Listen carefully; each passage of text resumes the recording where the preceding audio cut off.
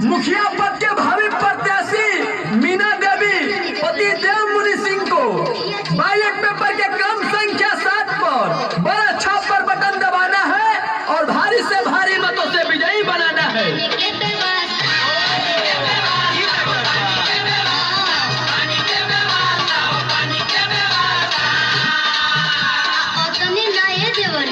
और का हो भौजी और का करे मुखिया जी तोहरा के?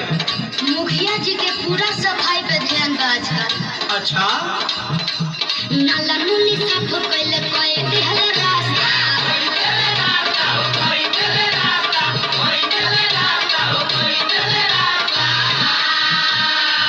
हाँ तो भौजी तू ठीक कहता रू, हम देखनी है तोहरो गली बड़ी चिकन लागती है। आ सही है देवर जी, वहाँ के ध्यान तो हमरी पे बटले बा। हाँ भोट की हल्ला के सचो खानी फल देखनी हम तो मुखिया के रंग छपा। ना भूले के बा ना भुलावे के बा, ना भूले के बा ना भुलावे के बा, जे भूला था सबके याद दिलावे के बा। तब बैलेट पेपर के क्रम संख्या 7 बा और बड़ा छाप बा। पियत हो ना? हाँ ये देवर जी। ए भौजी डुमराइच पंचायत में 5 साल मुखिया रहला के बाद एगो बाइकआउट के मोहल्ला में पोल तक न गाड़ल गई, सोलर लाइट तक न दहल गई और हमार देव मुनि भैया बिना मुखिया रहते बाइकआउट के मोहल्ला में पोल देवे के काम कैलन, सोलर लाइट देवे के काम कैलन। अकेले ना भौजी घूमी घूमी पूछत रहले भौजी लोग से हालिया।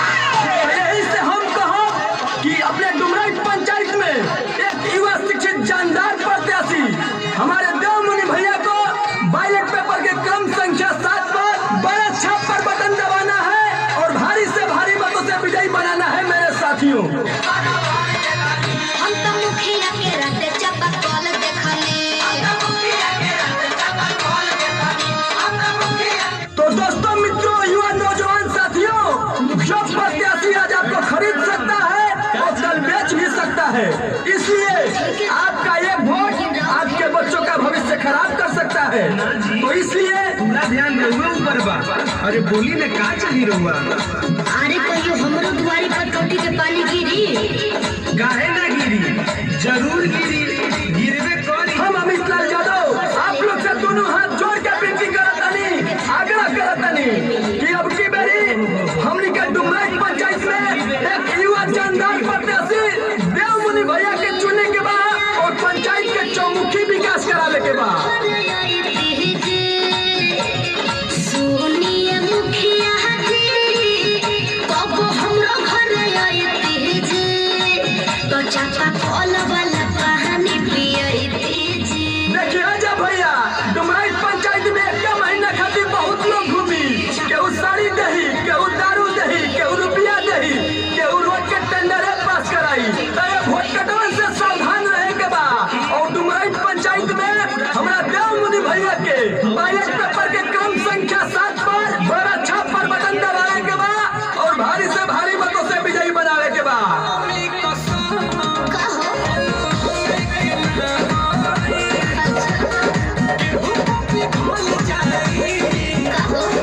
संघर्ष हम करेंगे, काफिला तुम बना देना। संघर्ष हम करेंगे, काफिला तुम बना देना। हर गांव का विकास होगा, बस एक बार जिता देना। जवान मुखिया 5 साल रहने के बाद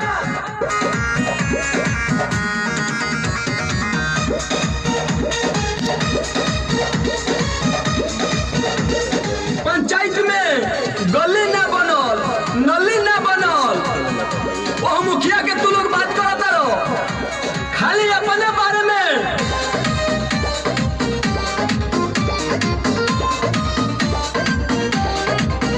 अरे आई